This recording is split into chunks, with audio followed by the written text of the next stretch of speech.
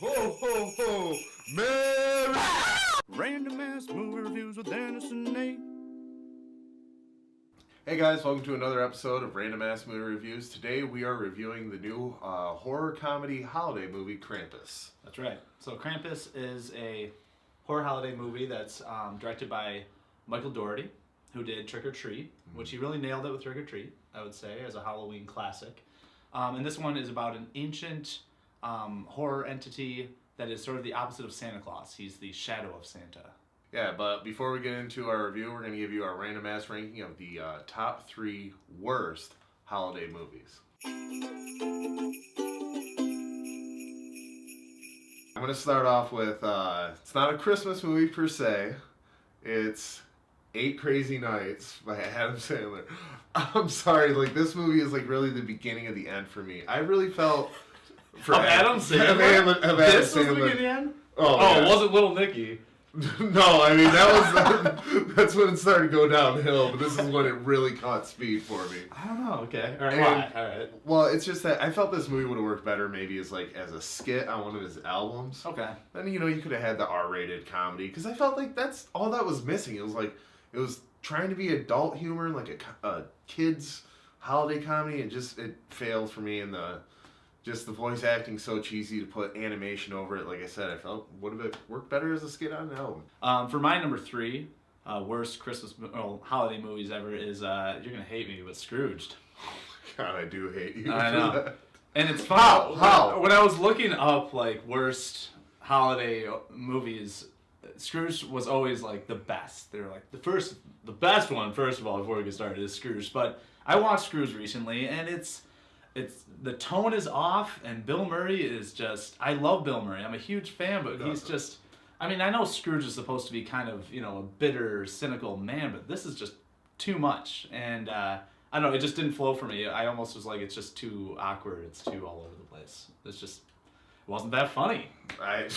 Wow. My number 2 worst Christmas movie of all time is Ron Howard and Jim Carrey's How the Grinch Stole Christmas. This one, I mean, first of all, this is like making a live action, like, Charlie Brown Christmas. Like, it's just this classic animated movie that you watch every single year because every network's playing it all the time. And it just didn't need to be made into this. And I say it's Ron Howard and Jim Carrey's because Jim Carrey's interpretation of the Grinch, that's totally like he was given carte blanche with the role, and he shouldn't have. He kind of ruined it. My number 2 is Christmas with the Cranks. Yeah, It's bad. Oh, it's real bad. I don't need to go into it why. It's just, Tim Allen does have this Christmas stipulation around him because he was the Santa Claus and then the following terrible sequels. And it's just, I don't know, it's unnecessary. The entire movie is completely unnecessary. The comedy is really lowbrow, and it's just, I don't know, almost offensive. Yeah, this is bad. It's just one of those movies that you can tell they just crank out because it's the holiday season and... Yeah, no, but that one. Then number 1, actually, we got the same one, and that's Jingle All the Way. What a horrible movie that is. Oh, it's just you take like I don't think anything's ever gonna stop Arnold Schwarzenegger from being my favorite action star of all time. He's the best action star of all time. Yeah. And so to take him and to put him into this role where he's not particularly like a naturally comedic, funny actor. Like James Cameron can bring comedy out of the guy for sure. Yeah, for sure. But like, and then Sinbad's not funny. Yeah, it was completely horrible and really fabricated and all about toys and buying and gifts. Yeah, and just glorified. It was, just like, your kid's not going to love you if you don't get this toy. Your kid's Right. going to, think you don't love him if you don't get this toy. Plus the name of the toy is something that Arnold cannot say. He can't say turbo to save his life. Right. So it doesn't work. The whole movie, Yeah, top to bottom. scratch just it off your sucks. list. Unless you want to laugh, you'll get through maybe 10 minutes of laughter and then be like, okay, I'm done. I'll start us off by saying that Krampus is not without its flaws, but I enjoyed this movie and I laughed quite a bit through it. It is comedy heavy. I would say it's more comedy heavy than horror heavy, for sure. But all in all, I thought that it shows what Christmas can be like with a family that you're just like, let's grit our teeth and get through this kind of thing. And they're put into a situation, and all in all, I sort of just turned my brain off and enjoyed it. And that was really the attitude I went into the whole film, and I ended up really liking the whole thing. So what do you think?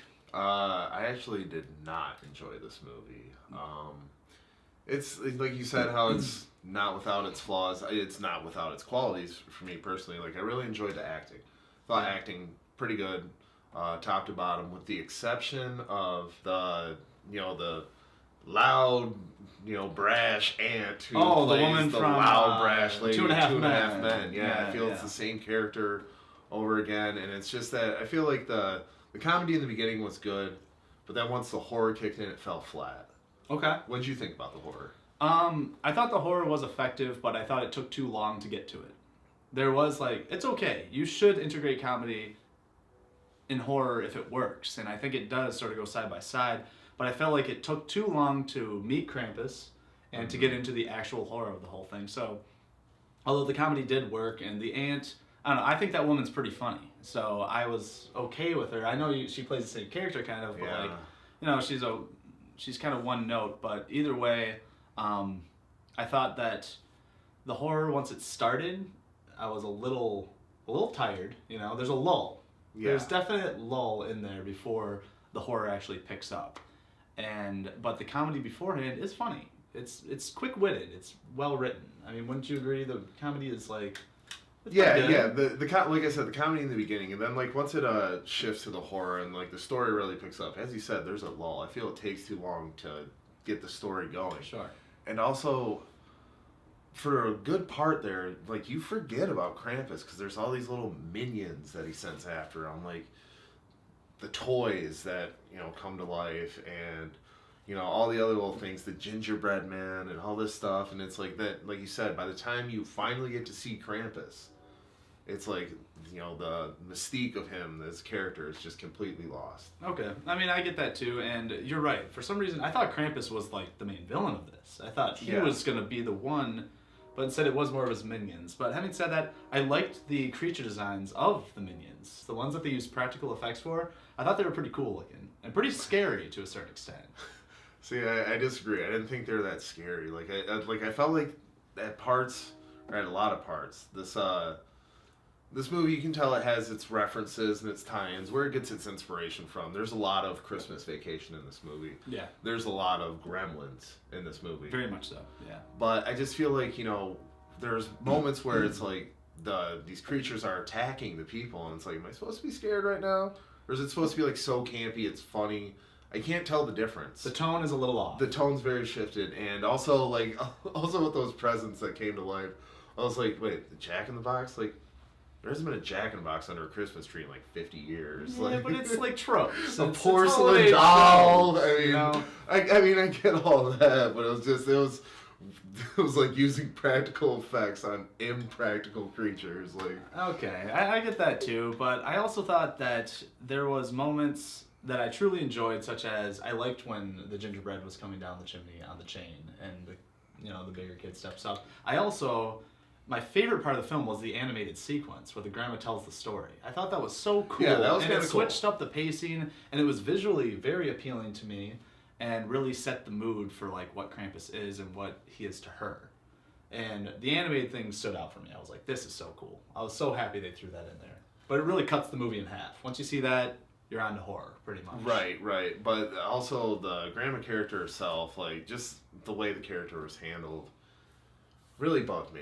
In the beginning, they're talking, you see the subtitles and everything, and then they do that annoying thing that they do in movies when somebody speaks a foreign language. Person in foreign language speaks, when somebody's what did she say? And then someone who knows translates for you. It's just clunking up all the dialogue. But didn't it build the relationship between the grandmother and the son? It did. Because he speaks her language. He's learned it that quickly. He communicates with her. And so did the grandson. He has an interest in communicating with her, and he has that bond. And I understand that was to help establish that. But also, the grandma character, it's, what's happening? Oh, this is what's happening. That information would have been awesome about 2 hours ago before the kid got taken away. And just she was said, keep the fire lit. Right, I know, but she was like the walking exposition and explanation machine. Just Yeah. Yeah, so overall, I can't say I really enjoyed this movie, but I am glad I got to see it. I was curious about it. I knew going in either way it could be, disappointing or it could be surprising, but for me, I just felt it was disappointing, so I'm going to give it 4 out of 10 killer teddy bears. Okay.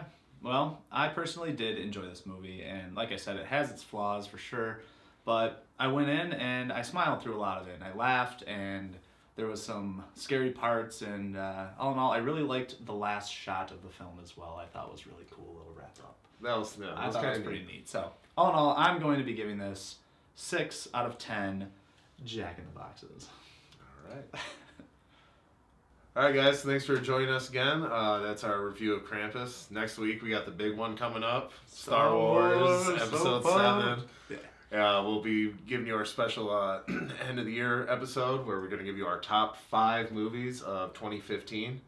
But before we do that, make sure you guys check out the links below for our full written reviews. And in the comments, leave your review of Krampus if you saw it and your top 3 worst Christmas movies of all time. But before we leave, we've got some recommendations. Nate, what do you got? All right. I have, for the holiday season, I enjoyed the Netflix original A Very Merry Christmas.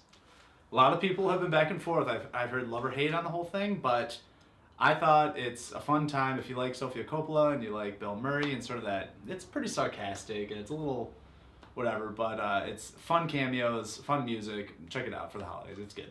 Yeah, I've yet to check that one out. Yeah. My recommendation just came out on rental. The Man from U.N.C.L.E. Oh, yeah. Yeah, this was it's really under the radar movie. I mean, it kind of got lost in the sea of there's a ton of spy movies that came out this year. And a ton of movies. I remember when that came out, there was other ones that just sort of washed over it a little right, bit. and like Mission Impossible 5 came out right around the same time. Yeah, so that kind of got washed over too. But actually, I really enjoyed this movie. It was really clever, like the fun play on like the 60s era, and it was like a throwback to old spy movies. So highly recommend that. I haven't seen that one either, so I'll check that one out for sure. Yeah. Join us next week for Star Wars, guys. Thanks, guys. See ya.